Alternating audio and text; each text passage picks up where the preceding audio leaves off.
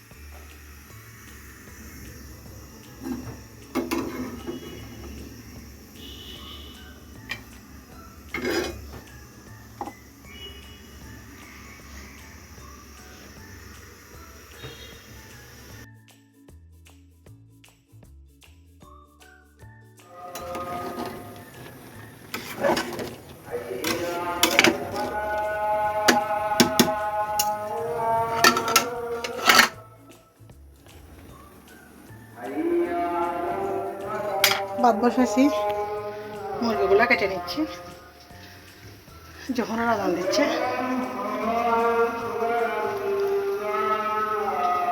তোদেরকে খাওয়াই দি। মিনি কই টুকু না গরম।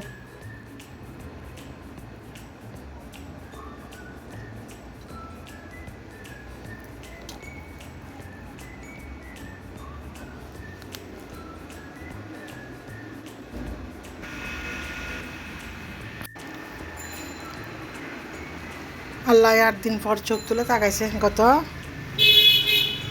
সোমবার থেকে বৃষ্টি শুরু হয়েছে, সকাল থেকে একবারে বুধ থেকে শুরু হয়েছিল। আজকে 8 দিন, সোমবার সকাল থেকে বৃষ্টি বন্ধ হয়েছে।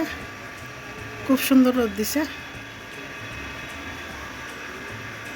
আল্লাহ দিলে পানিগুলো টেনে যাবে।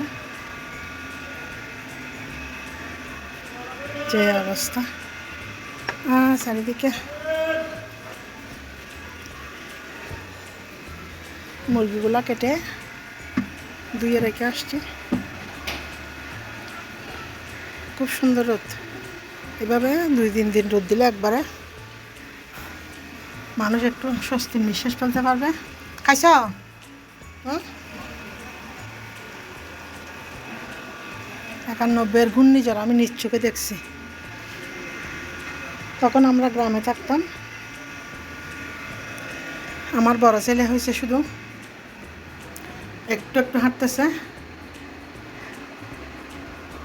মানুষ মরছে। 91 ঘূর্ণিঝড়ে কী পরিমাণে মানুষ মরছে। তখন এত বন্যা হয় নাই, শুধু তুফান ঘূর্ণিঝড়। আমরা আম কাঁঠাল ফসার এগুলোর উপর দিয়ে হাঁটছি গ্রামের বাড়িতে। সে বছরে এত আম ধরছিল কল্পনার বাইরে। পুরা ঘরটা অন্ধকার। আজকে 3 দিন স্ত্রী দেখে এখনও আসে নাই। রোদ দিলে যদি এটা শুকায়, প্রত্যেকটা ঘরের কোনায় কোনায় একবারে চুপি চুপি চুপি চুপি পানিগুলা।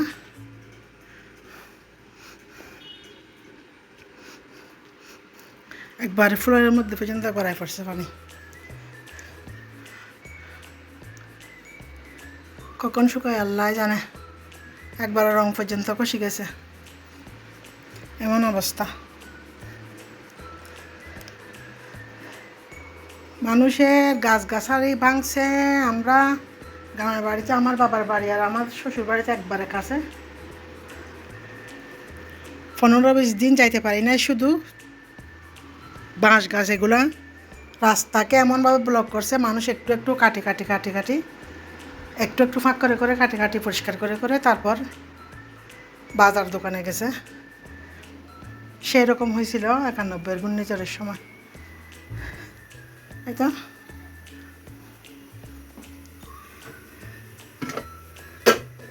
এই মাংসটা রান্না করে নেব।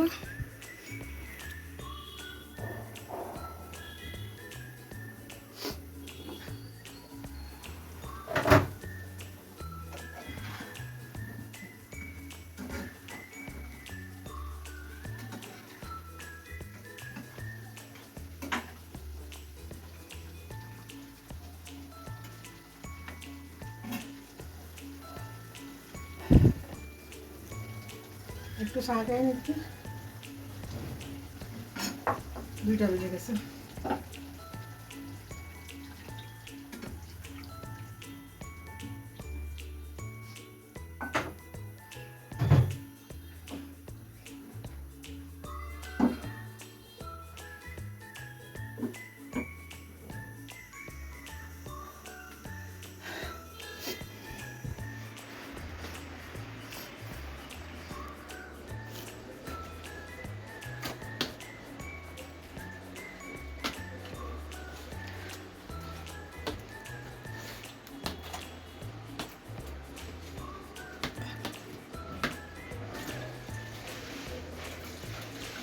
বৃষ্টি পড়লে আগে বৃষ্টির পানিগুলো আমার ঘরে চলে আসতেছে, প্রত্যেক দিন এই পানিগুলো মুছতেছি।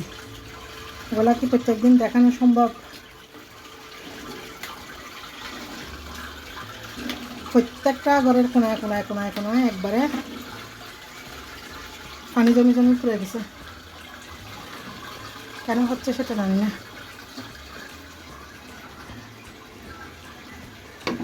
মুরগিটা রান্না করে নিলাম, তরকারিগুলো গরম করে নেব।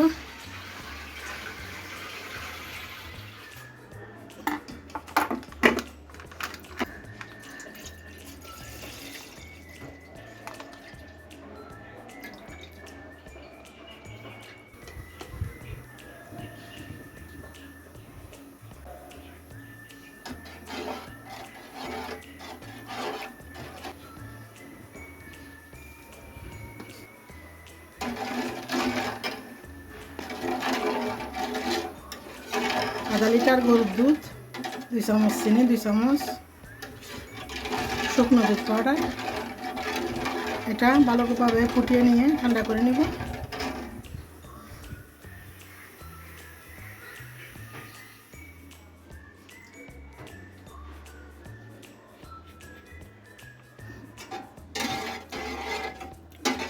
দুধগুলা কমিয়ে একবারে ঠান্ডা করে নিছি।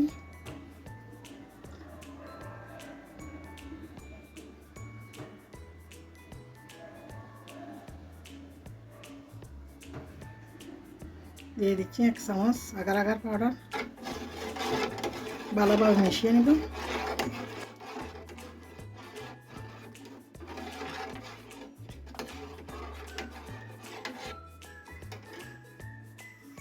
আবারও ভালোভাবে একটু ফুটিয়ে নেব। অফ ক্যামেরাতে ভালোভাবে ফুটিয়ে নিচ্ছি।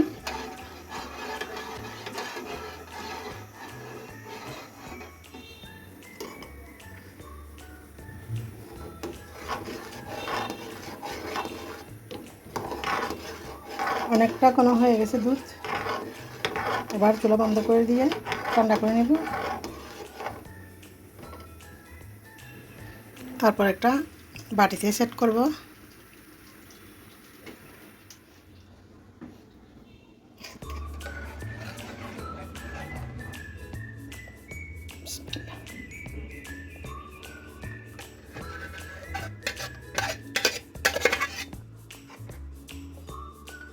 এখানে হচ্ছে 2টা পাকা আম, আমগুলা প্রচুর মিষ্টি।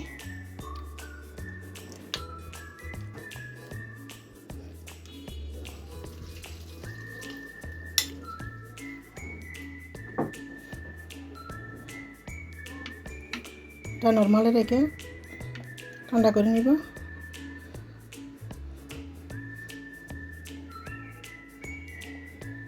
এভাবে নর্মালে রাখলে জমে যাবে।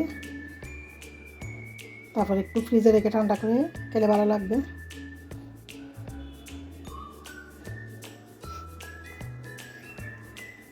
হয়ে গেল মিল্ক পুডিং।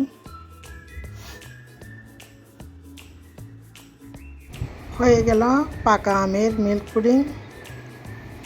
এভাবে কে দেখতে পারেন বানিয়ে। এতক্ষণ পর্যন্ত ভিডিওটি না টেনে দেখার জন্য সবাইকে অসংখ্য ধন্যবাদ। এই তো খুব সুন্দরভাবে বসে গেল